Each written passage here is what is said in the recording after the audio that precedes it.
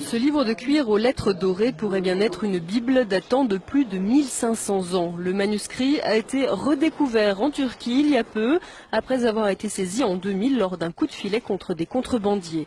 Il sommeillait depuis 12 ans dans les placards de la justice et pourtant il pourrait bien s'agir d'un vrai trésor, car il est écrit en araméen, la langue de Jésus. Il est désormais en phase d'authentification au musée ethnographique d'Ankara. D'après certains médias turcs, le Vatican aurait demandé à pouvoir le consulter. Une rumeur aussitôt démentie par le Saint-Siège. Certains journaux avancent aussi que cet ouvrage pourrait être l'évangile de Barnabé, un texte dans lequel Jésus citerait l'avènement du prophète Mahomet. Quoi qu'il en soit, le manuscrit a été placé sous haute protection. Il serait estimé à plus de 17 millions d'euros. Cette Bible soutient que Jésus n'a pas été crucifié, le Vatican est sidéré.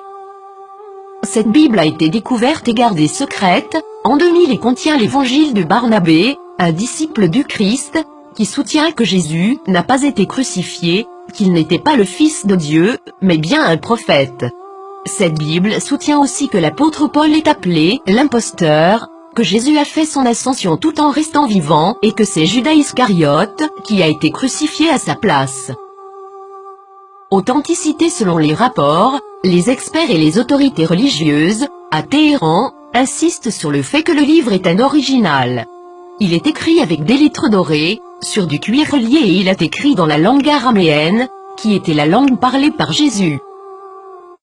Le texte principal maintient une vision similaire à celle de l'islam, contredisant les enseignements du Nouveau Testament de la chrétienté. Jésus a aussi prédit la venue du prophète Mahomet, qui a fondé l'islam, 700 ans plus tard. Plusieurs croient que, durant le concile de Nicée, l'Église catholique a choisi la forme qu'aurait la Bible, omettant l'évangile de Barnabé, parmi d'autres, et favorisant les 4 évangiles que nous connaissons aujourd'hui.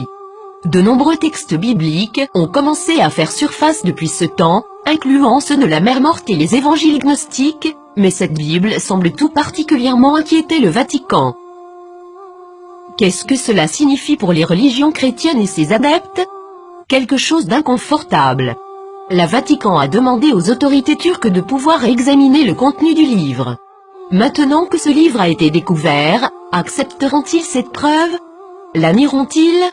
L'appelleront-ils un mensonge musulman, comme l'a fait le magazine Truth en 2000?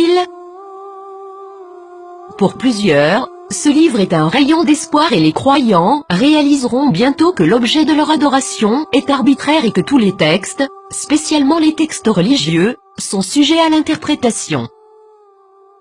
Qu'est-ce que cela signifie pour les athées, les agnostiques, les penseurs séculiers? Ce texte est-il réel? Est-il contrefait? Est-ce important?